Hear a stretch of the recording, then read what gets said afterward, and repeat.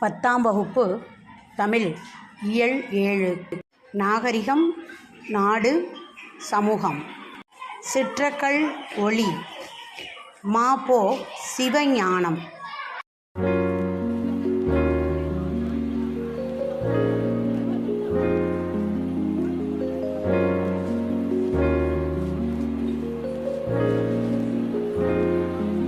ஆயிரத்தி 1947 ஆகஸ்ட் 15ஆம் நாளன்று சென்னை மாநகரில் விடுதலை விழா கொண்டாடி முடிந்ததும் மறுநாள் காலை நாங்கள் ஒரு குழுவாக வடக்கெல்லைக்கு சென்றோம்.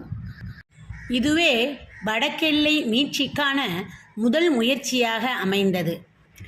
ஆசிரியர் மங்களக்கிழார் என்ற சுமார் 55 வயதுடைய பெரியாரின் அழைப்பின் மீதே நாங்கள் வடக்கெல்லைக்கு சென்றோம். அவர் ஒரு சிறந்த தமிழ் அறிஞர். இந்திய விடுதலைக்கு பிறகு மாநிலங்களை மொழிவாரியாக பிரித்தனர். அப்போது ஆந்திர தலைவர்கள் சித்தூர் மாவட்டம் முழுவதையும் புதிதாக அமையவிருக்கும் ஆந்திர மாநிலத்துடன் இணைக்க விரும்பினர்.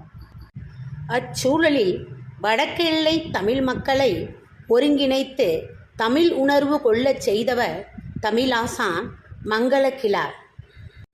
அவருடன் இணைந்து தமிழரசு கழகம் சென்னையிலும் திருத்தணியிலும் தமிழர் மாநாடு நடத்தியது. சித்தூர், புத்தூர், திருத்தணி ஆகிய இடங்களிலும் வடக்கெல்லை போராட்டத்தை தொடங்கியது. போராட்டத்தில் ஈடுபட்ட நான், மங்களக்கிழார், விநாயகம், ES தியாகராஜன், ரசித் என ஏராளமானோர் சிறைப்பட்டோம். ராஜமுந்திரி சிறையில் இருந்த திருவாலங்காடு கோவிந்தராஜன் மற்றும் பழனி சிறையில் இருந்த மாணிக்கம் ஆகிய இருவரும் சிறையிலேயே உயிர் துறந்தனர். சர்தார் KM பணிக்கர் தலைமையில் மத்திய அரசால் அமைக்கப்பட்ட மொழிவாரி ஆணையம் சித்தூர் மாவட்டம் முழுவதையும் ஆந்திராவிற்கு கொடுத்துவிட்டது. அதனை எங்களால் ஏற்க முடியவில்லை. மாலவன் குன்றம் போனால் என்ன, வேலவன் குன்றமாவது எங்களுக்கு வேண்டும் என்று முழங்கினோம். மீண்டும் பெரும் போராட்டம் தொடங்கியது. அதன் விளைவாக படாஸ்கர் ஆணையம் அமைக்கப்பட்டு திருத்தணி வரையிலுள்ள தமிழ் நிலங்கள் மீட்கப்பட்டன.